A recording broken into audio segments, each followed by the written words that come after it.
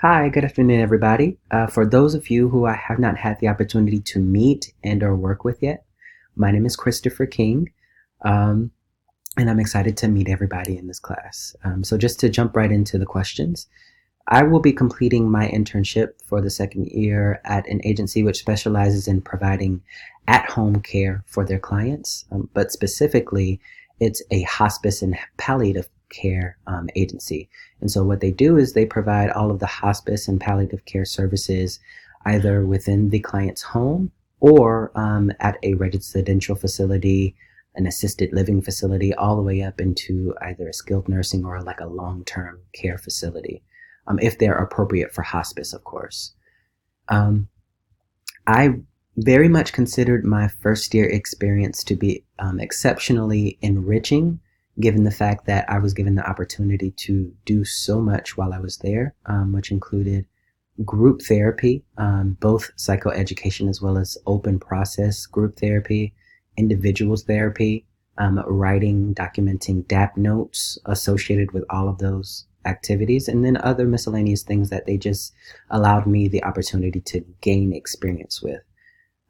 When I compare that to what I suppose my experience will be for this semester, I don't believe that I'll have the same scope of responsibility or the same scope of authority that I did at the last agency.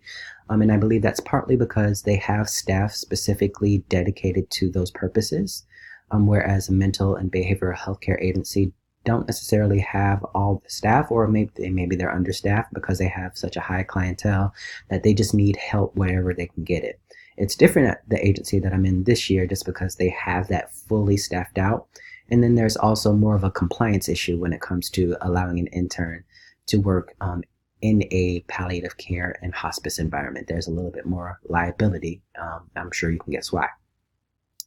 However, I am very excited to work in this environment simply because it's an excellent opportunity for me to gain a little bit of experience in working with the older adult population, which is kind of hard to come into contact with, especially as an intern or like a burgeoning social worker.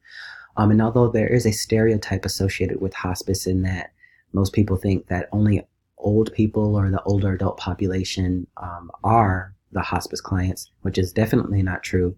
9 times out of 10, my clients or the clients that I'll be working with will be part of the older adult population. And this is going to be an excellent opportunity for me to get experience in engaging, for the most part, assessing and intervening with that population to sort of build the foundation that I want to build upon in my career.